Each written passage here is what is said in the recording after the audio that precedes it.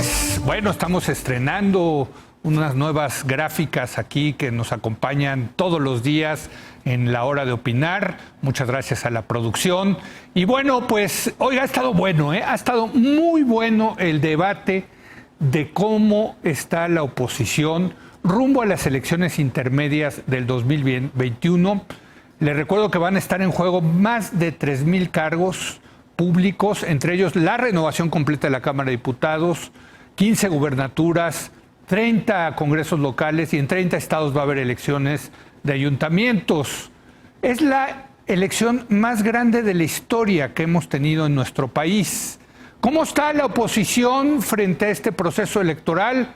Para debatir este tema le doy la bienvenida, sana distancia, vía remota, a los colaboradores de la mesa de los miércoles. Denise Dresser. Denise, ¿cómo estás? Muy buenas noches. Hola, buenas noches. Pablo Magluf, ¿cómo estás, Pablo? Buenas noches, Leo. Buenas noches a todos. Y Mario Arriagada. Mario, ¿cómo estás? Mario. Hola, Leo. Muy bien, gracias. Buenas noches a todos. Pues yo ya perdí el conteo de a quién le toca comenzar hoy, pero creo que te toca a ti, Pablo. Adelante. Yo creo que la oposición se juega la vida o la muerte, Leo. El 2021 es la prueba de fuego final, no solo para la oposición, también para la democracia mexicana, particularmente en el Congreso. No me queda la menor duda de que es una de las elecciones más importantes en la historia democrática de México, y del resultado depende que se frene la destrucción institucional que atestiguamos todos los días, y se pueda reconstruir el sistema de partidos y la pluralidad, o que se cristalice el régimen en una hegemonía.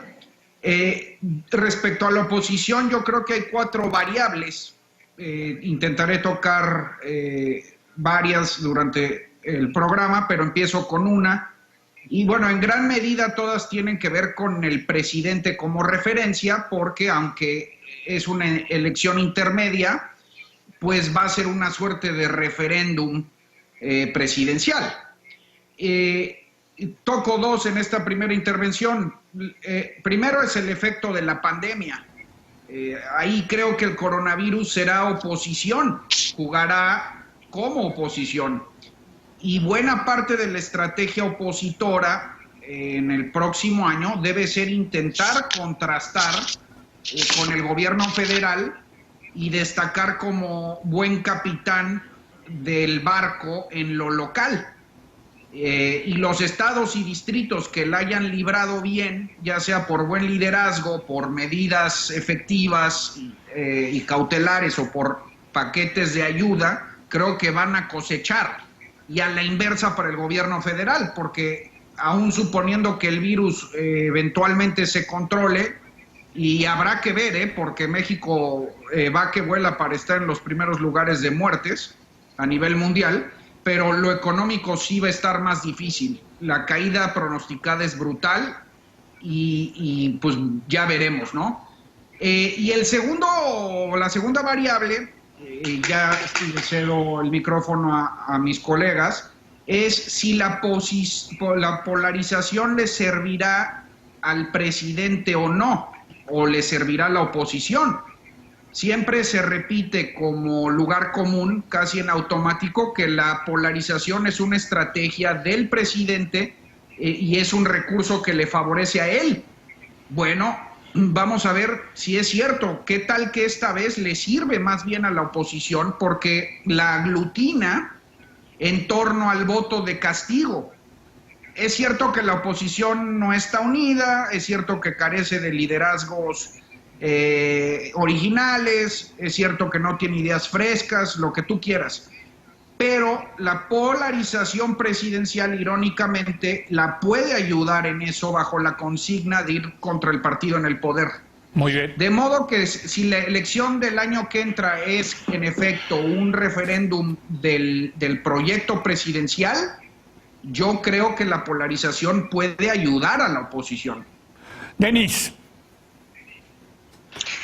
Sí, yo no creo que la elección deba construirse desde la oposición como un referéndum anti-AMLO o a favor de AMLO. ¿Por qué? Porque el presidente es una figura todavía popular. Y si hay algo que enseñó el Partido Demócrata en Estados Unidos en la elección intermedia, cuando contendió contra el gobierno de Donald Trump, es que ganó la Cámara centrándose precisamente en los temas que a la población le preocupan y no en la figura del presidente. Y en México los temas que preocupan son la crisis económica, la crisis sanitaria y la crisis de inseguridad. Estamos padeciendo esas tres crisis de manera simultánea. Y el problema es que no tenemos una oposición que haya sabido capitalizar esas crisis. El presidente dice que la oposición está moralmente derrotada y en algo tiene razón. Tenemos partidos, el PAN y el PRI, que viven bajo la sombra de malos gobiernos, escándalos constantes, recurrentes, corrupción, todo lo que la población padeció después de su paso en el poder. Ambos partidos, las encuestas colocan al Partido Acción Nacional hoy en, creo que es 12% del voto a nivel nacional, al PRI en 15%, a Morena en 26%. O sea, vemos una oposición partidista que, decía Pablo, está entre la vida o la muerte, pues está semimoribunda, no se ha recuperado del tsunami electoral de 2018, precisamente por las razones que tú mencionaste, falta de liderazgos. ¿Cómo pasamos de un Partido Acción Nacional con esas figuras articuladas, fuertes, propositivas? Y yo no soy panista, no he votado por el Acción Nacional, pero ¿cómo pasamos del partido de Luis H. Álvarez y Carlos Castillo Peraza al partido de Marco Cortés con K, un partido que piensa que ser oposición es ser oposición tuitera, que lo único que hace es oponerse constantemente vía las redes sociales al presidente? Pero veo a un Partido Acción Nacional dividido, sin figuras frescas de renombre, con la capacidad de capitalizar lo que está sucediendo, viviendo bajo la sombra todavía del calderonismo. Y solo logran frenar u obstaculizar, no tienen la capacidad para proponer algo que tenga resonancia entre una población que va a estar padeciendo estas crisis simultáneas, pero no sabe a quién voltear para que las resuelva de mejor manera. Y vemos, por otro lado, a un PRI que después de tantos esqueletos en el closet no logra salir de ahí. En cada negociación legislativa vemos a un Ricardo Monreal que le saca los expedientes y amenaza con usarlos, deteniendo así cualquier posibilidad de que el PRI siquiera se recupere o que manifieste una posición que tenga resonancia. Entonces, con esa combinación de partidos, las únicas fuerzas que veo con más vitalidad y con más capacidad en este momento son los gobernadores. Y hay algunos de ellos que se encuentran entre los primeros lugares de popularidad por su manejo de la pandemia. El gobernador de Yucatán, por ejemplo. Y creo que en la elección del 2021 va a ser una elección de política local. Van a importar mucho más las dinámicas locales, la popularidad de los políticos a nivel local, de qué manera inciden los gobernadores. Y vimos esta semana cómo se reunieron los gobernadores de Acción Nacional en un evento que no tuvo mucha trascendencia, en el que se manifestaron como un frente opositor, pero con un pronunciamiento, me pareció tibio, desgastado, y que rápidamente se vio opacado por otras noticias en la semana. Entonces, en realidad no es un panorama alentador para la oposición si no sabe cómo renovarse en estos tiempos donde se le está entregando la agenda opositora por los errores del López Obradorismo y no ha sabido cómo recuperar espacios, mensaje o fuerza. Mario. Gracias, Leo. Bueno, pues me va a tocar ahora cerrar esta entrada donde ya hablaron mis dos colegas, discrepando con Pablo y ahora estando de acuerdo con Denise. Yo creo que no va a ser una elección cuya característica sea la de referéndum, porque mientras en esta mesa hace 2 semanas se hablaba de qué lado estás y todo el mundo quería polarizar, hace una semana el presidente hizo público su sueño decimonónico de que hubiera solo 2 partidos, el liberal y el conservador, pero lo que vemos hoy en la tercera semana es más bien que lo que se adivina de esta elección es que va a ser muy fragmentada. Va a haber nuevos partidos y quizá lleguemos a un número de hasta 12, por ahí más que antes. Los partidos dentro están debilitados, algunos tienen disputas, incluyendo Morena. Las posibles alianzas y coaliciones no son tan obvias y pueden ser sorpresivas. Y hay un desdibujamiento de los liderazgos. Entonces yo diría que más que un bando o el otro, el BOA o no BOA, o el liberal o el conservador, es más bien algo que se analiza mejor desde la fragmentación. Creo también que aunque las alianzas sean inciertas, van a ser necesarias y nos van a sorprender. No sé si porque el PRIAN se vuelva realidad o el PRIMOR se vuelva realidad o el PAN y el Movimiento Ciudadano se encuentren finalmente o no, o se separen ya en coaliciones separadas o ya lo impensable que sería el PAN-MOR. Pero creo que va a haber un juego de coalicionitis que puede ser sorprendente.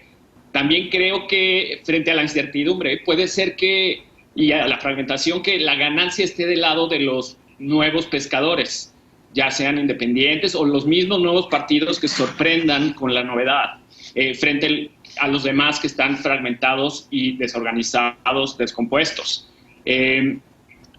Aún así, si la oposición está fragmentada, tampoco parece tener mucho programa y eso juega en su contra, no va a ser tan fácil sorprender, pero de alguna manera la tiene más fácil de lo que la hubieran pensado ellos mismos y también Morena tiene más difícil de lo que ellos mismos la hubieran pensado, porque la intención de voto en general está más volátil que nunca. Hay 1 millón más de desempleados formales según las cifras del IMSS y las del INEGI es hasta 12 millones de personas sin su fuente de ingreso regular. Eso genera un descontento social donde la elección se puede disputar de manera más fácil. La violencia no cede, como decía Denise, otra vez, y hay los muchos muertos por COVID. Así que yo creo que los partidos pueden empezar a crear una serie de propuestas que atiendan estas cosas que van a estar en la sensibilidad, en la piel, haciéndolo más difícil para Morena y quizás si se ponen las pilas a favor de sus competidores. Y no quiero descartar también la complejidad añadida y quizá también que colabore a la fragmentación, que es un punto que Paula Sofía en tu mesa de ayer señaló muy bien, que es que la asignación de candidaturas va a tener que pasar por la posibilidad de la reelección de diputados. Así es. El hecho de que en el pasado los partidos nacionales decidieran esas candidaturas y no hubiera reelección, les daba un gran poder. La idea de aprobar esa reelección, y hay que recordárselo a la audiencia, o para los que no lo sepan, o los que son muy jóvenes, era fortalecer la representatividad de cada diputado con su distrito, que tuvieran un vínculo más directo, que fortaleciera al Congreso y debilitara a las cúpulas partidistas. Entonces, eso va a debilitar aún más a los partidos nacionales. Yo creo que Paula Sofía le atina que eso va a poder ser sujeto a mucho litigio judicial. Y eso lo va a complicar aún más. También puede ser que le dé a los diputados una relevancia, una capacidad de innovación, de voz en sus reelecciones y también de formar coaliciones que no necesariamente sean ideológicas, sino geográficas o con sus gobernadores, crece. Así que eso, en general, me parece que es el panorama al que nos vamos a enfrentar y lejos pinta un escenario de referéndum, como lo decían. Luego, ¿esto es bueno o malo para Morena? Luego le entro a ese tema. Bueno, de su primera intervención, lo que me queda claro es que parecería que esta elección debería ser un picnic, un día de campo para la oposición, por lo que está pasando con el gobierno, por las mismas divisiones que hay en Morena, en fin, pero pues parece que nadie va a levantar ese picnic, Pablo. ¿Quién sabe? Las elecciones del 2019, del año pasado, son prueba viva de que todo está en el aire, Leo. En 2019 Morena fue el partido que más votos perdió respecto al año anterior y el PAN el que menos. Quedaron virtualmente empatados y entonces ahora súmale la tragedia económica. Yo por eso dije que lo de la pandemia era una variable en el estricto sentido de la palabra. Vamos a ver cómo juega. Pero puede ser que juegue a favor de la oposición si la oposición lo sabe cosechar. Pero esa es la pregunta, Pablo. ¿Cómo lo va a saber cosechar si el panorama que ustedes describen es verdaderamente desolador para las oposiciones, digamos, ¿no? Yo creo que parte del juego es una de las claves, y entiendo que ya se está haciendo, es que los partidos de oposición, pero concebidos como antiobradoristas, por eso creo que sí es importante la polarización en este momento, que tengan la capacidad de no pelearse plazas y cedan el voto útil, de modo que en cada circunscripción o distrito vaya el candidato más fuerte contra Morena. Y entiendo que de verdad que ese es el juego que ahorita está empezando a fraguarse y me parece muy inteligente a nivel local. Si ese es el caso, yo creo que la oposición tiene muy buenas posibilidades de tomar terreno. A ver, Denise, tú decías que mencionabas a los demócratas y creo que es un buen ejemplo de cómo no se comieron el anzuelo de que les lanzó el presidente Trump de polarizar la elección. Pero ahí tienes un sistema bipartidista. Los demócratas es un partido que se podía coordinar. Acá no vas a tener eso. Es una gran diferencia con Estados Unidos, Denise. Sí, y una gran diferencia que el presidente va a tratar de aprovechar, siguiendo la lógica priista. ¿Y cuál fue esa lógica priista que permitió que el PRI fuera partido hegemónico durante tantos años? Era dividir para vencer, era fragmentar precisamente a la oposición. Y por eso el PRIismo creó al PT y creó al Partido Verde, con la esperanza, no solo la esperanza, la realidad es que así logró dividir el voto opositor durante muchos años. De hecho, hasta la candidatura de Vicente Fox, cuando se forma una coalición pragmática que incluye al voto útil de la izquierda para sacar al PRI de los pinos. Pero esa era una elección presidencial, es muy distinto.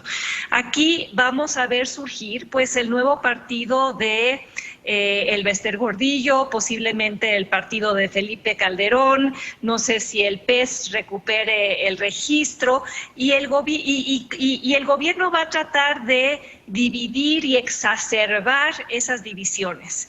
¿Y qué instrumentos tiene en su favor? Tiene en su favor el presupuesto, tiene a los gobernadores acogidos del presupuesto, y precisamente por eso muchos de ellos no han querido adoptar una posición más anti-López Obradorista, a pesar de los errores del gobierno y a pesar de que los ha dejado a los estados sin recursos, y ahora si hay otros picos de la pandemia los va a responsabilizar. ¿Cómo podría y qué más va a usar el gobierno a su favor? Pues dinero. Esta elección va a involucrar mucho dinero. Ya estamos viendo a Gabriel García, el coordinador de los programas sociales del presidente, operando en los estados, el gobierno tratando de sacar dinero de todas partes, de los fideicomisos, de los recortes presupuestales a ciertas entidades, de la eliminación de instituciones, de los recortes a la estructura burocrática. No crean que todo eso se va a ir a Pemex o a Dos Bocas o a la refinería, se va a ir a la elección intermedia, que para el presidente va a ser crucial para mantener la mayoría de Morena en el Congreso y así permitir apoyo legislativo para lo que tenga en mente en los últimos 3 años del sexenio. A ver, Mario, yo lo que estoy viendo acá es, y yo sé que quiere hablar Pablo, pero quiero ponerlo sobre la mesa, es que si la oposición se une o se coordina, le da la razón a López Obrador del PRIAN, de la mafia del poder, de liberales conservadores, y sale perdiendo la oposición. Pero si la oposición no se une y se va dividida, pues también sale perdiendo porque Morena logra esa división de la que habla Denis. Entonces, por los dos lados, me parece, gana el presidente y Morena, y por los dos lados pierde la oposición. Creo que ahí está el dilema de cómo encontrarle la cuadratura a ese círculo, Mario. Sí, es un buen dilema, Leo, lo pones muy bien, porque por un lado, yo creo que muchos partidos van a jugar a ser el grande de los pequeños. Cuando están muy fragmentadas las elecciones, el partido gozne, ese que hace la diferencia, suele tener una gran posición. De hecho, el PRI mismo durante muchos años, eso hizo cuando la transición democrática, cuando el gobierno de Fox, etc. Entonces, yo no estoy seguro que la motivación para coaligarse sea tan obvia. En segundo lugar, las coaliciones en elección intermedia siempre son por estado. O sea, en cada estado hay una coalición con partidos distintos. Entonces, puede funcionar la narrativa dentro de cada estado, pero a nivel federal, esa como uberpolitización que le cobre a López Obrador el gobierno que ha tenido, no es tan sencillo, porque no esa es la lógica. Yo creo que también lo evita eso.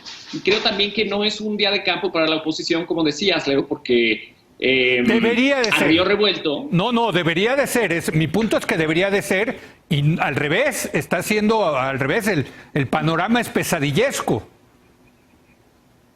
Pues bueno, además Morena está en un momento, a pesar de como las debilidades de crecer, reclutar más gente, y estando en el poder eso es más fácil. Obviamente se tienen que resolver sus problemas del partido, pero desde el poder crecer ese partido hacia un espacio que sí mezcle intereses, reclute mejor, robe gente de otro lado, es estar en la posición ideal estando en el poder. Entonces, por eso creo que no es evidente. Bueno, a ver, está bueno el debate, pero ya nada más queda tiempo para una ronda más. Pablo, tú tenías varias cosas que decir, nada más rápido les pido que sea. Es que el presidente en el discurso no está dividiendo a la oposición, la está uniendo.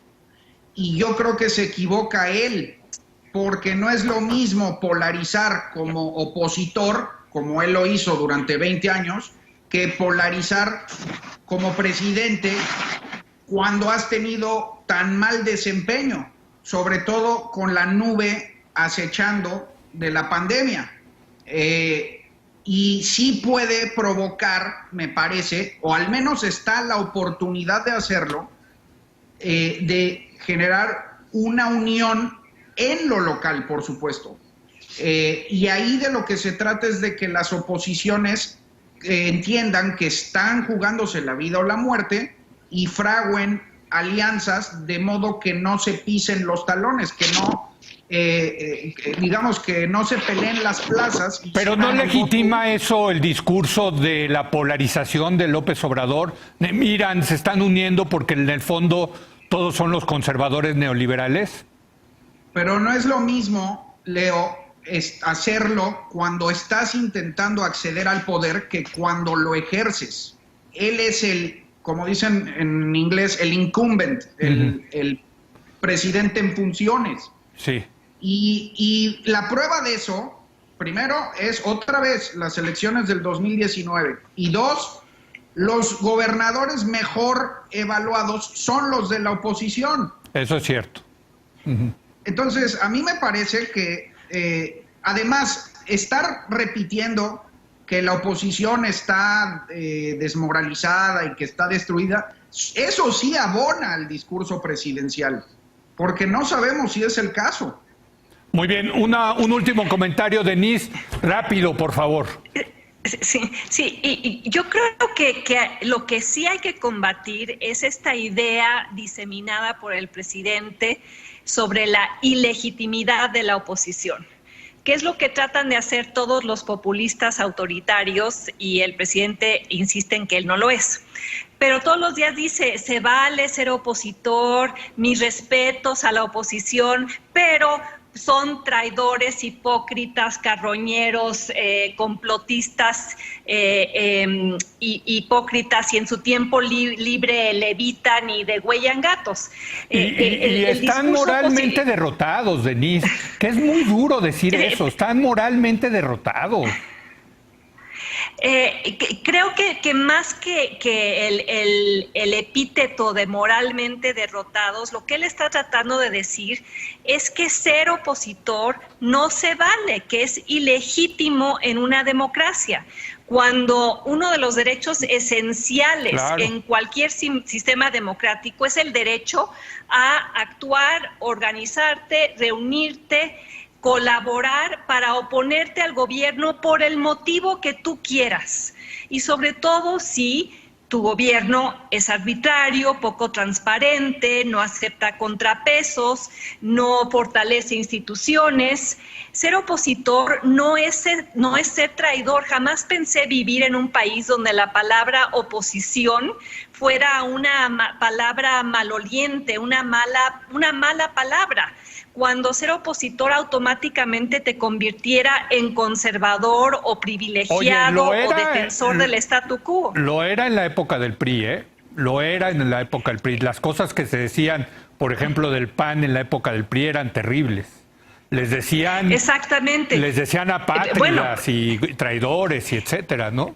Sí, bueno, qué interesante que Morena recupere ese discurso priista sobre la ilegitimidad de la oposición cuando llegó por la vía democrática siendo oposición. Entonces yo creo que eso es lo que deberíamos combatir y recriminarle al presidente y frenarlo cada vez que recurra a ese tipo de argumento, porque es en el fondo un argumento priista y un argumento antidemocrático. Mario, sé que Pablo se está muriendo de ganas de hablar, pero ya no queda tiempo, Pablo. Así que, Mario, venga. La seguimos la próxima, Pablo. Pero Leo, rápido te digo entonces que hay cosas que encuentro interesantes, que hay que mantener el ojo puesto en ellas. Tengo un par de deseos y una gran preocupación.